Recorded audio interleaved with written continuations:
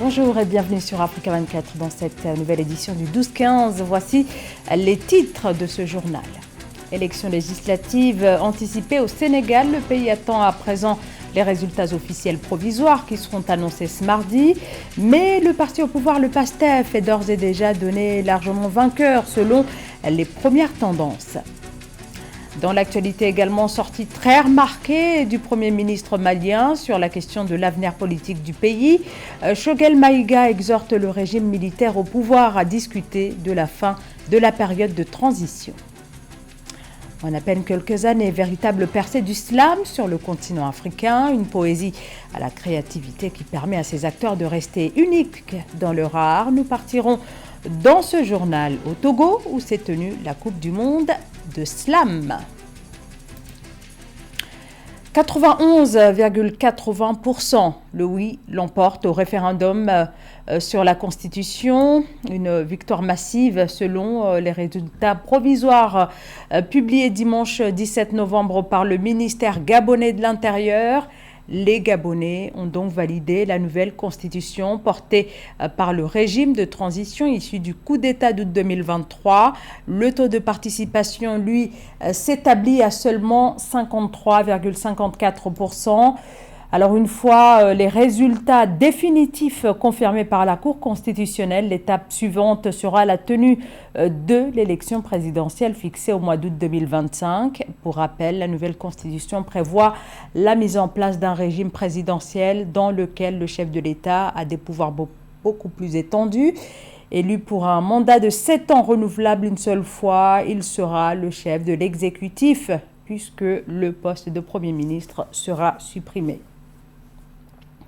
Au Sénégal, le parti au pouvoir se dirige vers une très large majorité au Parlement. C'est ce qui ressort des estimations au lendemain des élections législatives anticipées, censées donner à l'exécutif les moyens de lancer son programme.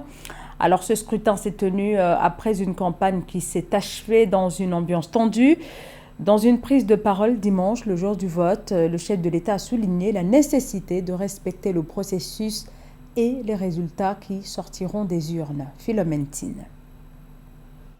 Après avoir accompli son devoir civique en votant ce 17 novembre 2024, le président de la République du Sénégal, Bassirou Diomaye Faye, a salué la participation du peuple sénégalais aux élections législatives qu'il juge massives et pacifiques. Selon lui, cet engagement constitue un témoignage éclatant de la maturité démocratique et de la grandeur du peuple sénégalais, une fierté partagée par les citoyens tant au niveau national qu'international. Voilà pourquoi j'ai invité les acteurs politiques dans la campagne électorale à faire preuve de responsabilité pour battre une campagne apaisée, sachant que le jour venu, le peuple aurait la même posture de grandeur qu'on les connaît et qui fait la fierté de tous les concitoyens, de tous les compatriotes sénégalais.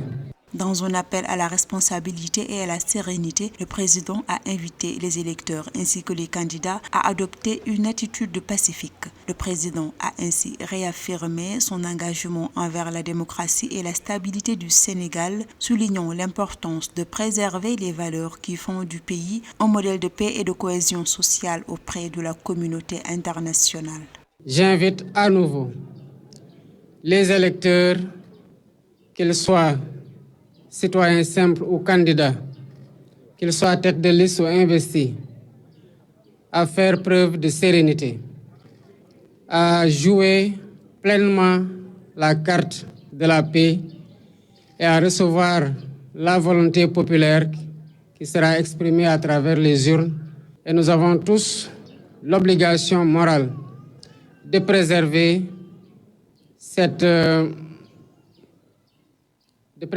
cette appréciation et ce jugement que la communauté internationale nous porte. 8 mois après la présidentielle qui a porté au pouvoir le président Bassirou Diomaye Faye, plus de 7,3 millions d'électeurs ont été appelés aux urnes pour des élections législatives anticipées du dimanche 17 novembre 2024 au Sénégal. Ceci après la dissolution en septembre 2024 du Parlement issu des élections de 2022.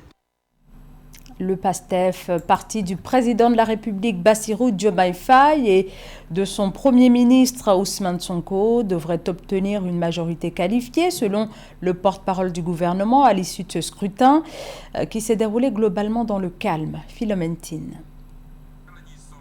Le Premier ministre sénégalais est candidat aux élections législatives anticipées du 17 novembre 2024. Ousmane Sonko a exprimé son soutien indéfectible au principe de la démocratie après avoir accompli son devoir électoral en votant dans son fief à Ziguinchor. Tête de liste du parti PASTEF Les Patriotes, Ousmane Sonko a tenu à réaffirmer sa position sur le déroulement pacifique des élections qui, selon lui, est le principe essentiel pour garantir la crédibilité et l'intégrité de ce scrutin. Quand on est en démocratie, il n'y a pas de place pour la violence. Chacun vient exposer son programme avant et pendant la campagne. Et le jour du scrutin, les citoyens choisissent librement. C'est ça la démocratie. Et dans ce schéma, il n'y a pas de place pour la violence. L'appel à la paix de la part des acteurs politiques sénégalais reste dominant. Amadou Ba, comme d'autres candidats, reste fermement engagé pour que le Sénégal demeure un exemple de démocratie en Afrique. Il a exprimé sa satisfaction quant au bon déroulement du scrutin, saluant l'absence d'incidents majeurs pendant la campagne électorale. Nous n'avons pas eu d'incidents majeurs. Je pense même que par moments on a croisé des listes parallèles, mais on a communié, on s'est respecté et ça s'est bien passé pour nous. Maintenant, ça et là, il y a eu des scènes de violence. Dieu merci, en tout cas, il n'a pas été remonté de pertes en vies humaines, ce qu'on avait l'habitude de constater durant la campagne électorale. Les élections législatives du 17 novembre 2024 sont cruciales pour l'avenir politique du Sénégal, avec des enjeux autour de la composition de l'Assemblée nationale et des rapports de force entre les partis politiques. Au Mali, le Premier ministre civil Choguel Maïga invite les généraux au pouvoir à lancer des discussions sur la fin de la période de transition. Une sortie inédite du chef du gouvernement malien dans ce pays, dirigé par les militaires depuis les coups d'État successifs de 2020 et 2021. Samantha Saberou, Saboubanga. Au Mali, le Premier ministre Choguel Kokala Maïga a interpellé les autorités de la transition sur le retard dans le processus démocratique et l'organisation des élections. S'exprimant lors d'un meeting samedi 16 novembre 2024, le Premier ministre Choguel Kokala Maïga a appelé les militaires au pouvoir à discuter de la fin de la période de transition en cours. Que je dis qu'il y a un spectre de la confusion et de l'amalgame qui plane sur la transition malienne. Nous ne pouvons pas accepter, le peuple n'acceptera pas que cela continue. Le M5 ne l'acceptera pas. Nous pouvons faire preuve de patience, mais cette patience a des limites. Et c'est pour cela que je termine. J'ai déjà incité là-dessus. Soyons unis comme un bloc de granit afin de rendre irréversible le processus de transition. Dans un discours relayé par les médias locaux, le Premier ministre a exprimé sa préoccupation quant à l'absence de discussion sur la fin de la transition. Il a souligné le caractère unilatéral du report de la transition et le manque de débat au sein du gouvernement, pointant du doigt le risque de confusion et de remise en cause potentiellement dangereuse de la stabilité du pays. 26 mars 2022, la fin de la transition à 24 mois par un décret du 6 juin 2022. Donc la transition est censée prendre fin le 26 mars 2024. Mais elle a été reportée sine die, unilatéralement, sans débat au sein du gouvernement. Est-ce que vous pouvez imaginer ça? J'ai appris dans les médias que la transition a été reportée, alors que j'ai signé le décret qui met la fin à 2024. Rappelons qu'en juin 2022, les militaires au pouvoir s'étaient engagés à organiser des élections, puis à remettre le pouvoir aux civils avant fin mars 2024.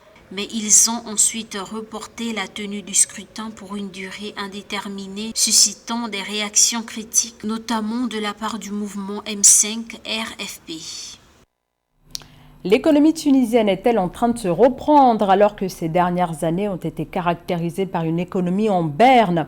Eh bien, d'après le bilan de l'Institut national de la statistique, au troisième trimestre, l'économie tunisienne a enregistré une croissance de 1,8%, marquant ainsi une nette amélioration par rapport au précédent trimestre, mais impossible encore de parler d'une réelle amélioration de la situation économique. Le point avec Philomène Tine.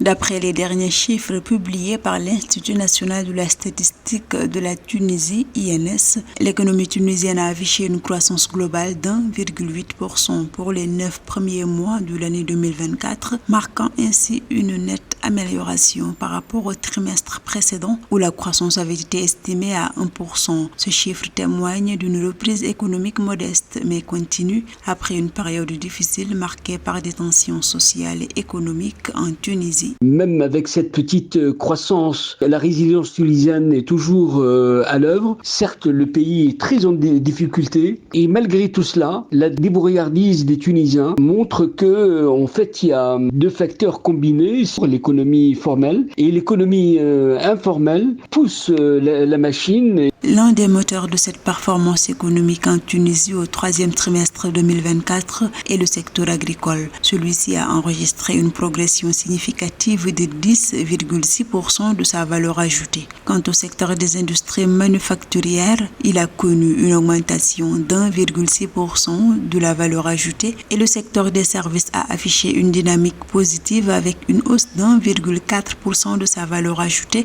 notons auprès de l'INS. Tous les défis aujourd'hui, c'est de pouvoir permettre à la Tunisie d'avoir des investissements pour pouvoir faire fonctionner et faire redémarrer correctement la machine économique. Et je pense que, en fait, il y a une nécessité absolue de bouger dans cette direction-là. En outre, la Tunisie pourrait connaître une consolidation de sa reprise économique dans les années à venir. La Banque mondiale prévoit une croissance annuelle d'1,2% pour 2024 et 2,3% en 2025-2026 pour le pays d'Afrique du Nord. Toutefois, ces perspectives restent fragiles en raison d'un certain nombre de facteurs de risque, notamment la sécheresse persistante, l'affaiblissement de la demande mondiale et la nécessité de réformes économiques en profondeur. Ils ont en commun le goût des mots qu'ils clament et chantent parfois à travers le slam, un art à part entière dont l'engagement des textes et de ces poètes d'un nouveau genre reste l'une des principales caractéristiques. Illustration au Togo, où s'est tenue la 3e édition de la Coupe du Monde de Slam. Le reportage est signé Martial Amenke et Steven Midjola. Dans les coulisses feutrées de la Coupe du Monde du Slam Togo 2024, Oracle répète concentré, sa voix puissante, déclamant des vers finement ciselés. Chaque mot est soigneusement choisi, chaque intonation parfaitement maîtrisée. Lorsqu'elle foule la scène d'Imi-Aube de l'Institut français, un silence captivant s'installe. Sa performance mêlant intelligence artificielle et divination par le phare explore des thèmes profonds, identité, espoir, lutte sociale, mais au-delà de cette prestation, les textes d'Oracle abordent une palette variée de sujets. Le slam parle de la vie, de la sociabilité, du bonheur, de l'amour, de l'actualité. Et tel, je les prépare sur thématique. Je choisis une thématique sur laquelle j'écris. Des fois, c'est selon l'inspiration qui me vient que j'écris. Le slam, né à Chicago en 1984 sous l'impulsion du poète Mark Smith, s'est imposé comme un art oratoire pratiqué dans plus de 50 pays à travers le monde, offrant une voix à ceux qui en sont privés. Pour Oracle, cette aventure de la Coupe du Monde du Slam est bien qu'une simple performance, c'est une expérience culturelle et personnelle marquante. Pourtant, malgré son talent indéniable et l'énergie qu'elle déploie sur scène, elle n'a pas remporté la finale de la compétition, une déception qu'elle accueille avec philosophie en tirant des leçons pour continuer à perfectionner son art et à faire résonner sa voix encore plus loin. Cette compétition représente un grand pas pour moi. Déjà d'être qualifié au niveau national et d'aller à l'international, de participer à la Coupe du Monde, d'être parmi les 40 pays, c'est vraiment un honneur. Ça a été un défi, oui, mais c'est vraiment un honneur et je suis vraiment heureuse d'avoir pu être finaliste, même si les résultats n'ont pas été comme je souhaitais. La Coupe du Monde de Slam Togo 2024 a rassemblé des slameurs de 40 pays avec des tests aussi profonds que percutants. Pour Kusugo Albertine, alias Oracle, le slam n'est pas qu'un art, c'est une évidence, un espace où ces mots résonnent au-delà des frontières du quotidien, inspirant des rêves et des réflexions. Et c'est ainsi que s'achève ce journal. Merci à vous de nous avoir suivis. Restez sur Africa 24, l'actualité continue.